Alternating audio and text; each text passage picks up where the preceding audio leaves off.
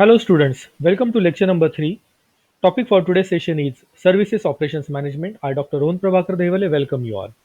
The subject is Operations and Supply Chain Management. This is online lecture series and don't forget to subscribe. Learning objectives for today's sessions are to understand services as a part of operations management, to know the role of services in an economy, and to define services and to understand the concept of manufacturing versus services. We will start our session with services as a part of operations management. Operations management is broadly categorized into two parts. First is services operations management and next is productions operation management. Operations management for services has the functional responsibility for producing the services of an organization and providing them directly to its customers. It specially deals with decisions required by operations management and managers for simultaneous production and simultaneous consumption of an intangible product. These decisions concern the process, people, information, and the system that produces and delivers the service. It differs from operations management in general, since the processes of service organizations differ from those of manufacturing organizations. The services sectors treat services as intangible products, service as a customer experience, and service as a package of facilitating goods and services. Significant aspects of service as a product are a basic for guiding decisions made by service operations managers. The extent and variety of services industries in which operations manager make decisions provide the context of decision making. Five types of decisions made by operations manager in any particular service organizations. Those five types of decisions are as follows. Number one, process. Number two, quality management. Number three, capacity and scheduling inventory. Number four, inventory service supply chain. Number five, information technology.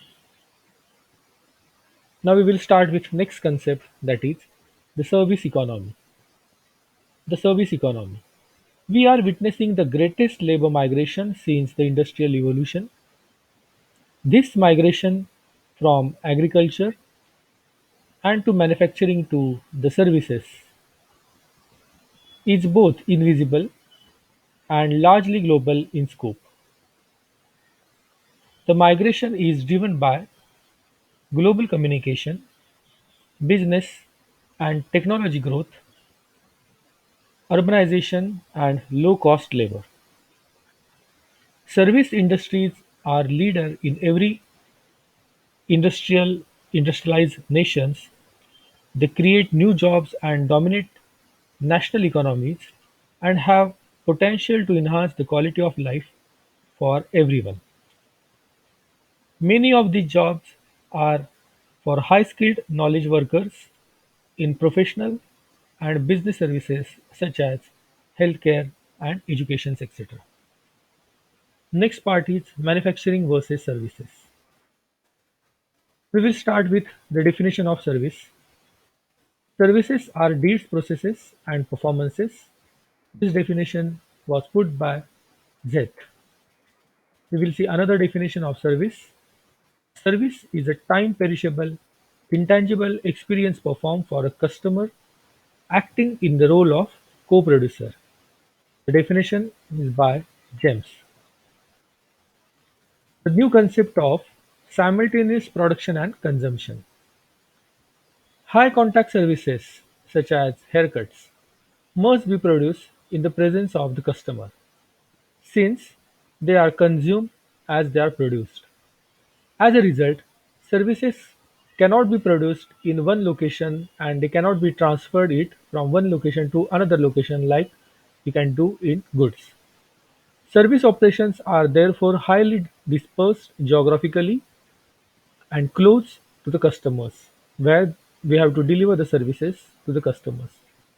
Furthermore, Simultaneous production and consumption allows the possibility of self-service involving the customer at the point of consumption. That is, like example of gas stations.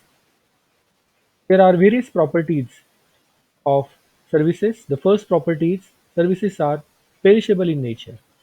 Since services are perishable, they cannot be stored for later use. In manufacturing companies, inventory can be used to buffer supply and demand. Since buffering is not possible in services, highly variable demand must meet and met by operations or demand modified to meet the supply. Next characteristics is ownership. In manufacturing, ownership is transferred to the customer. Ownership is not transferred for services. As a result, services cannot be owned or they cannot be resold. One more characteristic is tangibility. A service is intangible in nature, making it difficult for a customer to evaluate the service in advance. In the case of good or product, customers can see it and they can evaluate it. Assurance of quality service is often done by licensing, government regulation, and branding to assure customers they will receive a good quality or high quality service. These four comparisons indicate how management of service operations are quite different from manufacturing sector. Regarding such issues such as capacity requirement, highly variable, quality assurance, hard to quantify, location of facilities, dispersed in nature, interaction with the customer during the delivery of the service, product and process design. So this was the comparison between manufacturing and services, and we have seen how services are different from manufacturing, though both are branches of operations management. In my next video, we will learn functions of operations management. Learning outcome from today's lecture is services as a part of operations management. We have seen the role of services in an economy. We have also defined the services and manufacturing versus services we have seen. This is the book of SIMBA publication you will get in upper bunch of. Don't forget to like, share, comment, subscribe and turn on the bell icon for further notification. Thanks and all the best from Dr. Rohan Dahiwale. These are some references I have used for preparing this video. Thank you.